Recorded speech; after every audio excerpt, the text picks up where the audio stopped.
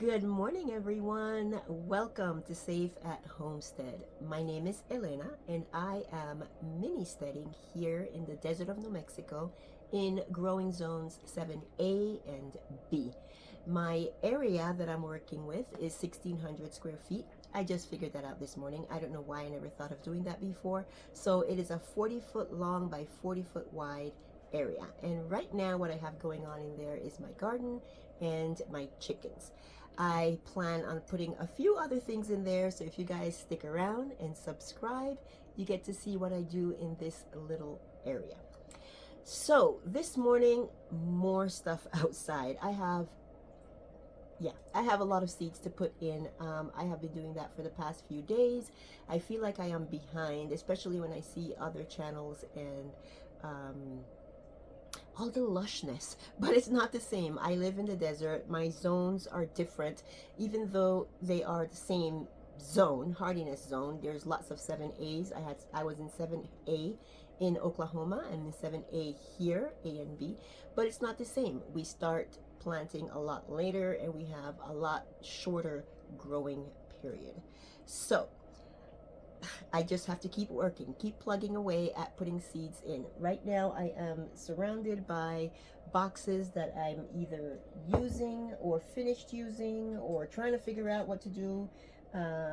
These are seeds that I have planted, I'm out of, and I need to replace. These are seeds that I planted yesterday, some of them. These, I'm just trying to think where I can stick them. I already have some in the ground, but I want to put some more. That's squash and melons. I have spinach and lettuce that I want to put in one of my green stalks, but I don't have soil in it yet. It's a work in progress.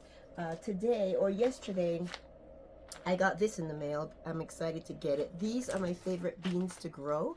They're from M.I. Gardner, and they are contender beans. And when I was ready to put beans in a few days ago, I realized I didn't have any contender beans, and that won't fly. I need to have my contender beans. They are really a contender when it comes to growing and how prolific they are. So I'm excited to go put these out. What else I want to show you? Oh, I'm going to be planting this watermelon today. It is an orange watermelon. We grew a yellow watermelon years ago, and it was perfection, and it was like a personal sized watermelon, and it was so delicious. I can't find it anywhere, but this was the closest thing.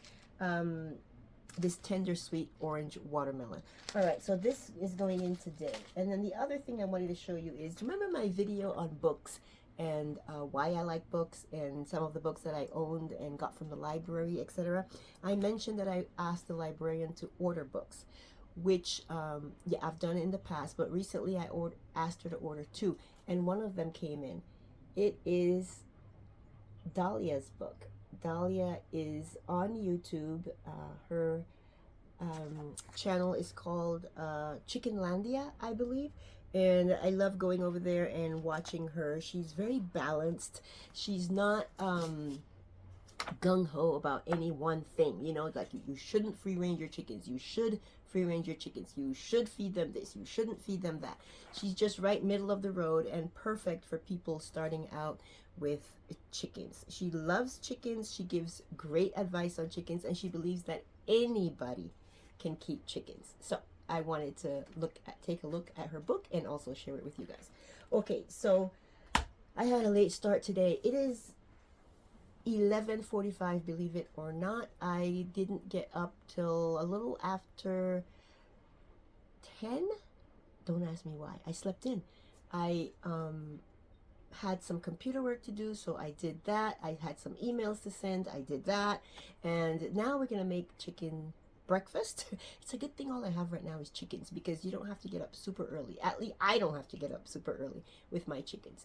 They the coop is open, the door, so they go in and out on their own, and they come out and they get their water and their food on their own, so I don't have to do that for them. But I like to give them something, usually fermented feed in the morning, but not always. Like right now, their fermented feed won't be ready till tomorrow. So today I'm giving them some leftover rice with some other things.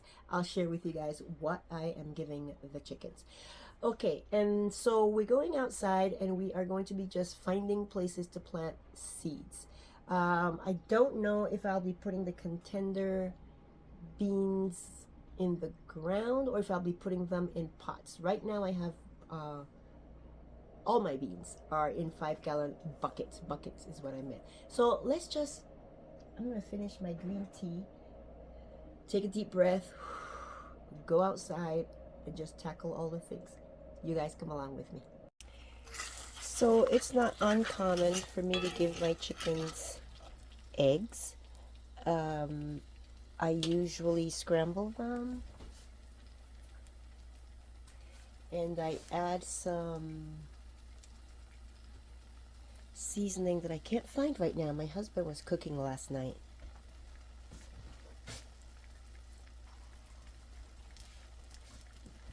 Okay, I'm gonna put some Italian seasoning mainly because it has oregano, and that's just good for the chickens. I sometimes buy those little jars of oregano or parsley, cilantro, and I put them, I empty the whole thing into the chickens' feed, into their feed bucket. Not the feed bucket, but where I store the feed.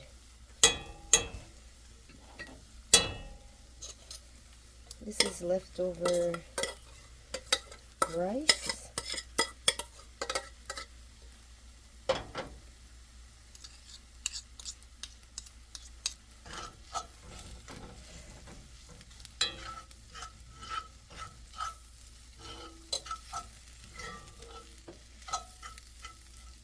And I'm going to grab some kale.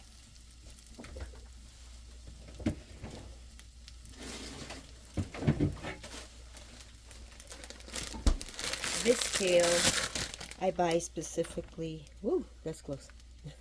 This kale I buy specifically for the chickens, and we just give it to them in the afternoon or, you know, whenever. Usually late evening. I should say late afternoon, mid to late afternoon, just as a treat.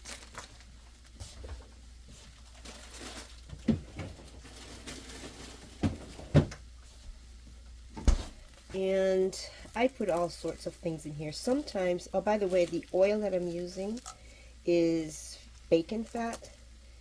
I save bacon fat and we use it ourselves, but I also use it for the chickens. And I like to melt some bacon fat and then put some, quite a bit actually, of oats in there and let the oats absorb the bacon fat, and then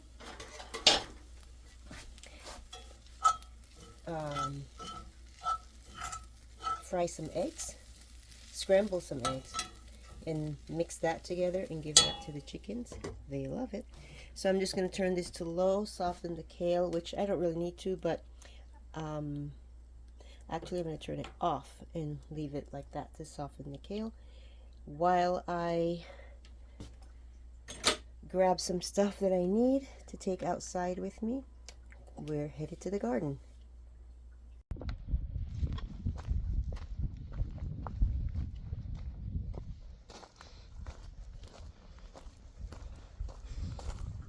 Hey, girly girls. Good morning. Well, good afternoon, almost.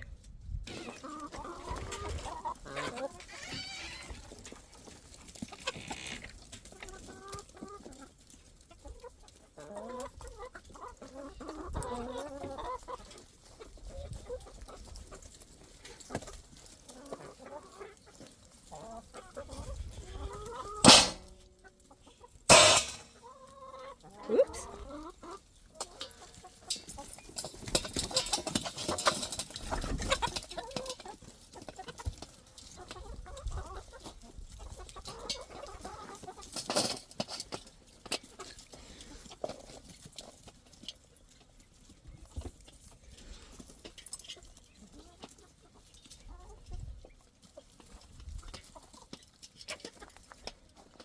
No fighting.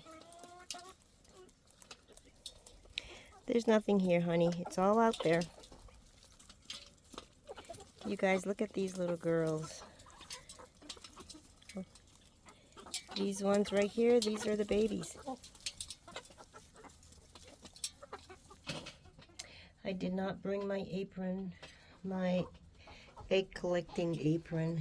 There's an egg there. So I will leave these till later. I'll just come out after everyone's laid. So you guys remember this setup, right? We had bales here, and I brought these buckets over, or these barrels, and that's where I'm putting my corn. This one already has corn. There's a third one I need to bring up here, but it is so heavy. I think I'm gonna have the mister do it for me.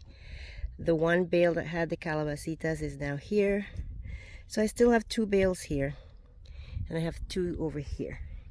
And what I'm gonna put in these are tomatoes. I showed you guys this already, but look at these mushrooms. Look at this. I'm going to take that as a good sign that I can plant in here, because that's what I'm doing. This year I've had a totally different experience with bales, and I don't know why, but we're going to do tomatoes. I have missed several tomatoes. They were outside of this box and in the back of the container where I keep these boxes, so I lost track of them. Floridale. Oh, I really wanted to grow this one. Yeah, the reason I wanted to grow this tomato, oh, hold on, is because the wind is blowing away my packets. The reason I wanted to grow Floridale is because it does very well in hot weather. It's a Florida native, hence the name, Floridade. And it's determinate, so I can put it here. It's good for everything. Apparently, let's see, it says it's good for sauteing, for pastes, for pasta. Yeah, we need this tomato, so this is definitely going here. I wonder how many tomatoes I can put. I could probably only put 2 per bale. So if I put 2 Floridales, oh, I really wanted to do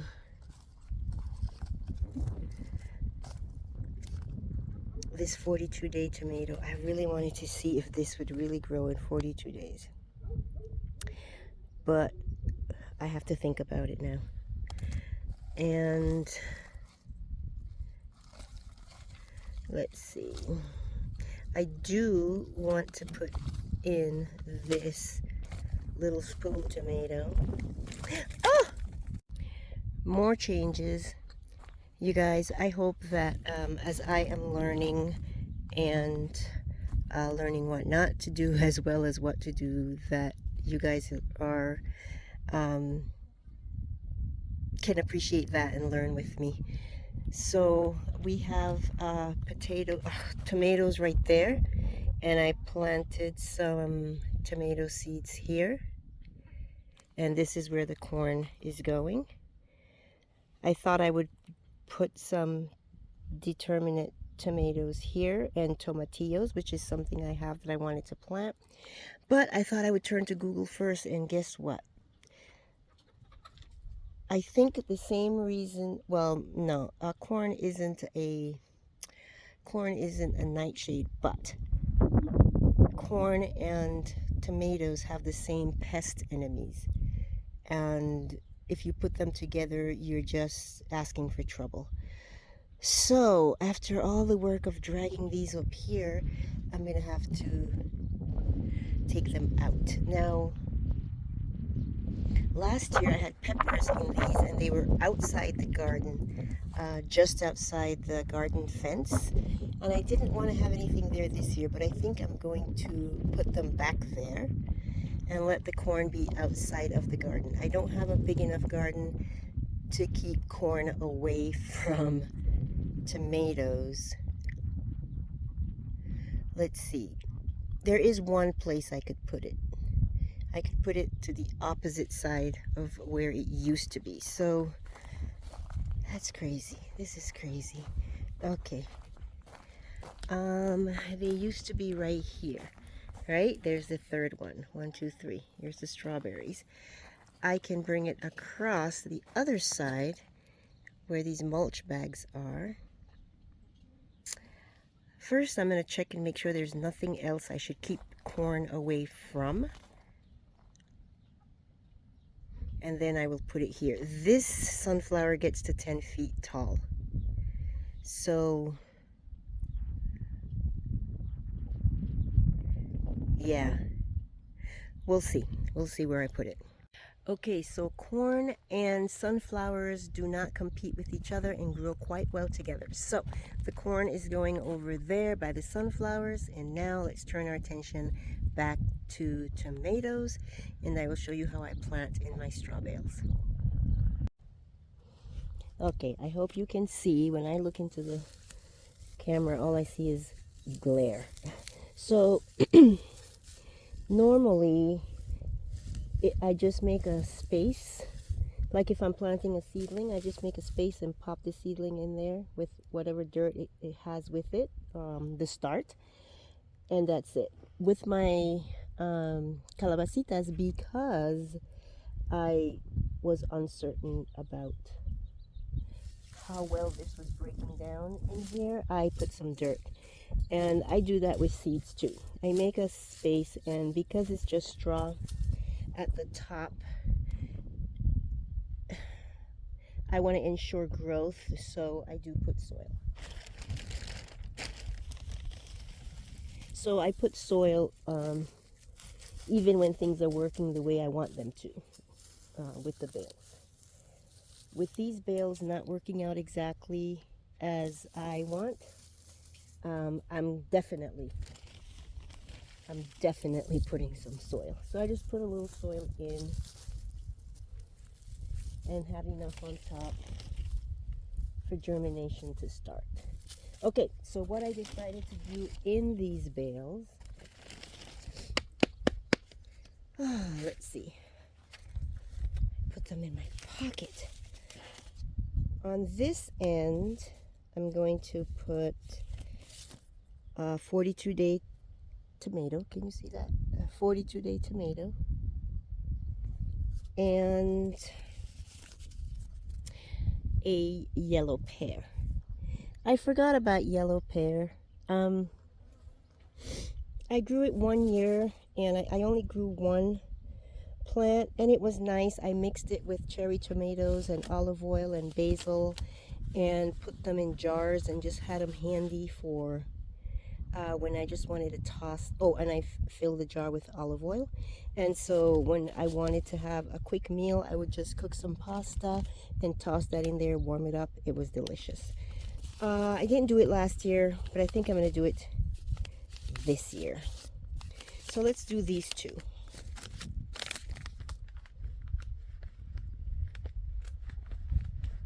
Okay, let's do the, oh wait, what did I say I was putting here? Yeah, let's do the 42-day tomato here. Oh no. Oh, okay. I have just a few seeds. You guys, I lost track of how many 42-day tomatoes I planted last year. I just kept planting them over and over and over because they were not growing. They never even sprouted. And that was hard to understand because it was in the same bed with Roma tomatoes that did great. So yeah, I don't know. And then over here we'll do a pear.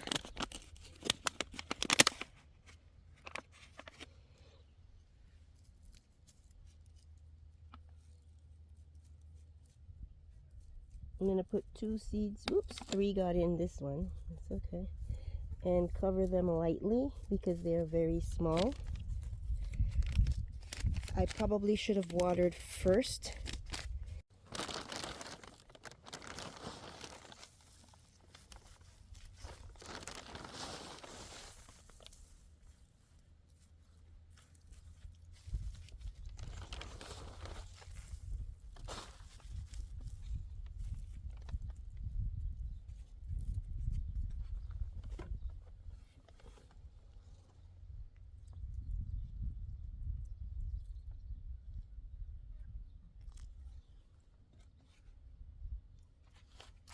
Okay, in these 2 holes, I am going to put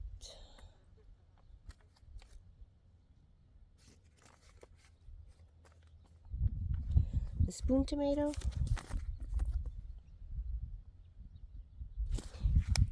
and I'm going to try San Marzano. Okay, in here I am going to plant tomatillo, one of them. It's a pineapple tomatillo. I tried this last year where the potatoes are and nothing happened, and maybe it's because there was potatoes. Like, I'm just learning. Potatoes and tomatoes don't go together. And I'm gonna do 2 of the Floridale.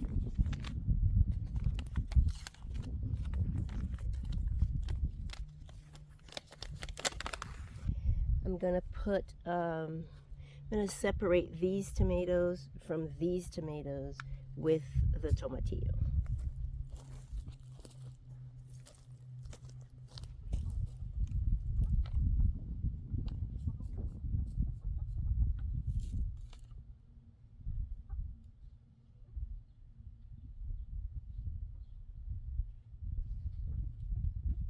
This is so much better than trying to water the seeds, especially small seeds, after you've sown them, is to water the area first. Oops.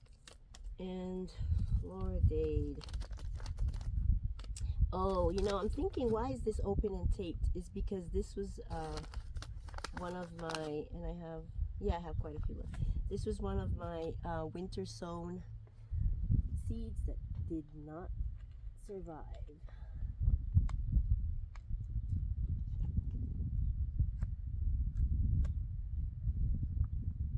Let's get 2 of each set. Okay, and let's put 2 here.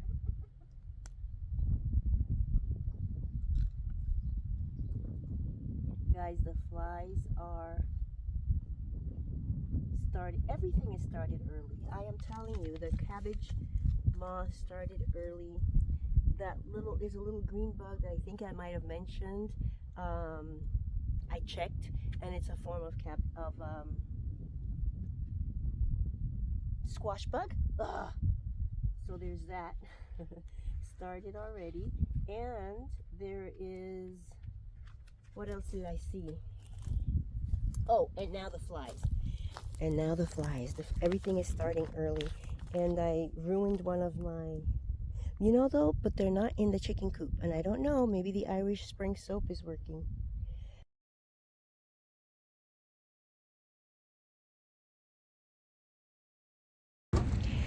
Check this score out, you guys. These trays of petunias, I don't know how many are in there. I think they're 8 or $1.50. Same with the marigolds. $4 for that yarrow. Isn't that amazing? I didn't really have an interest in these geraniums, but then my hubby said that he was more interested in the pot. So it's $4 for this whole thing, but the pot is worth way more than that.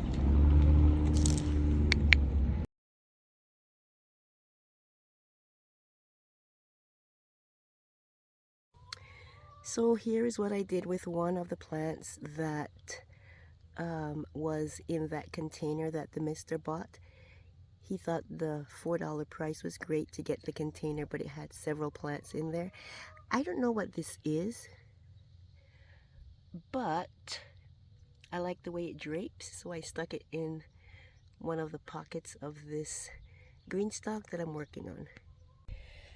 In this pot, I put 3 geranium, and I put this yarrow plant that I also got on clearance. It's kind of hanging over, and you know, it's tall, but it's kind of flimsy. I don't know if it will always be that way, or it just needs a little help. And water. It was bone dry. So I am using these little stakes that you can see here. They're designed for holding up tall plants. So I stuck that in there to give them a little help. And then here's another geranium, and I'm not sure what this plant is behind it, but I stuck that one in there with it. So 1, 2, 3, 4 geranium, and then these 2 pieces broke off, but I'm gonna see about rooting them. I don't know how to do that with geraniums, so I don't know if you put it in water or you stick it in the dirt, if it needs a rooting hormone or what, but I'm gonna research it. And I would have, let's see, I will have gotten 1, 2, 3, 4, 5, 6 geranium from this one pot. Oh, this one is the original pot, by the way. These are in the original pot. And then that little white flower that I showed you. Not bad for $4. Well, the yarrow was $2, so $6. Oh, and I think I